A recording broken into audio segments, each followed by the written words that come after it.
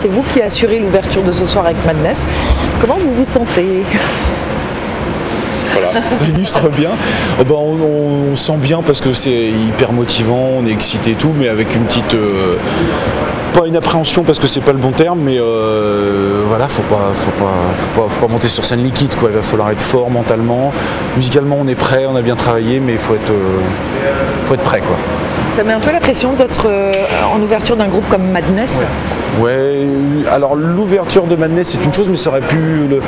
Je vais pas dire que peu importe la tête d'affiche, parce que Madness c'est quand même Madness, mais c'est aussi le monde qu'il y a au concert qui fait que voilà, on n'a pas l'habitude de jouer devant autant de monde. Donc c'est ça qu'il faut surmonter.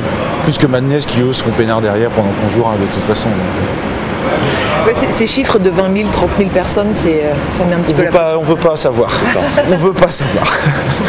C'est des chiffres hyper impressionnants et puis ce qu'il faut arriver à faire, c'est justement à quand même les toucher, les gens, à quand même jouer la musique et puis toucher ces 20 000 personnes, s'ils sont 20 000 ce soir, et pas avoir l'impression de jouer pour personne, parce que quand on dépasse quand il y a trop de monde, après on peut se dire aussi, on prend une distance avec le public, il est loin, ils sont nombreux, on les voit pas. Il faut quand même réussir à y aller, donc ça va être ça qui va être à faire, surtout. Vos textes peuvent les toucher aussi, parce que vous tenez à ça, faire du rock, mais en français. Je chante en français, alors c'est vrai que dans les concerts, les textes en français, c'est pas ce qui passe le plus facilement, parce que les gens tendent l'oreille, vont dire que la batterie est trop forte, parce qu'on n'entend pas la voix, etc. Mais ça reste un groupe de rock quand même, donc le fait que ce soit en français peut donner envie aux gens d'y revenir, d'aller écouter les disques ou sur internet pour dire bon voilà, il m'a raconté un truc au concert, j'ai pas tout compris, je vais retourner écouter ça après. Donc ça peut être intéressant de toucher du monde, ouais, pour qu'ils découvrent les chansons. Alors vous êtes tous de la région? Ouais. Oui. Ouais. Ouais. Donc vous avez forcément fait d'autres armadas? Ouais. Moi pas la première, j'étais pas là parce que j'étais à Brest à l'époque, mais j'ai vu B.B. King en 94 il me semble, et voir B.B. King à Rouen c'était quand même quelque chose, quoi.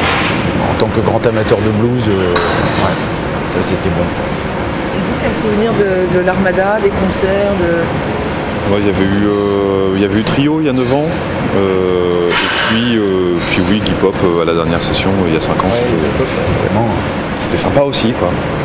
Pas mal de monde et puis une belle ambiance, quoi. C'était bien. Ouais. Et justement, quand vous regardiez ces concerts là dans la foule, vous imaginiez un jour être ici? Non, pas du tout. On l'espère, mais pas du tout. Pas non, on peut toujours se dire j'aimerais le faire, mais en fait on n'avait aucune possibilité d'y croire à ce moment-là, forcément, parce que c'est quand même un parcours qui est un petit peu long quand même pour pouvoir monter sur une scène comme ça. Il faut un minimum d'expérience. Donc c'est pas parce qu'on joue dans un garage et qu'on joue bien avec ses copains et que ça le fait qu'on peut tout de suite accéder à ce genre de choses. Donc il y a d'ailleurs ce serait un peu suicidaire de monter trop jeune sur une scène comme ça et même si For the Hackers qui ont gagné le tremplin 276 se sont très très bien débrouillés mercredi, alors qu'ils sont tout jeunes, de monter sur une scène comme ça, mais ça peut être dangereux aussi. Mais voilà. Ça reste impressionnant quoi qu'il arrive. Moi j'imaginais pas. Vous avez eu le temps de sillonner un peu les quais, d'arpenter les quais là, ouais. De voir les bateaux? Ouais, j'ai tenté dimanche matin de bonne heure en me disant qu'on ne serait pas trop nombreux, mais on était déjà très nombreux à se dire que dimanche matin il n'y aurait pas grand monde. Et ouais, donc on a fait un tour sur les quais, s'est baladé, vu les bateaux et tout, c'est chouette.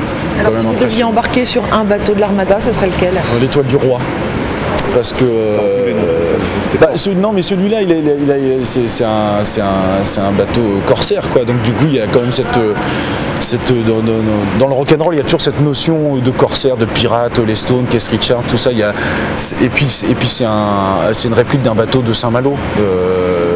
Donc nous, comme on a une affection particulière pour Saint-Malo, on y joue souvent, on a beaucoup d'amis là-bas qui sont liés à la mer, etc. Donc forcément ce bateau-là, il est directement lié à ça, bateau corsaire, quoi. Voilà. Merci. Merci à vous.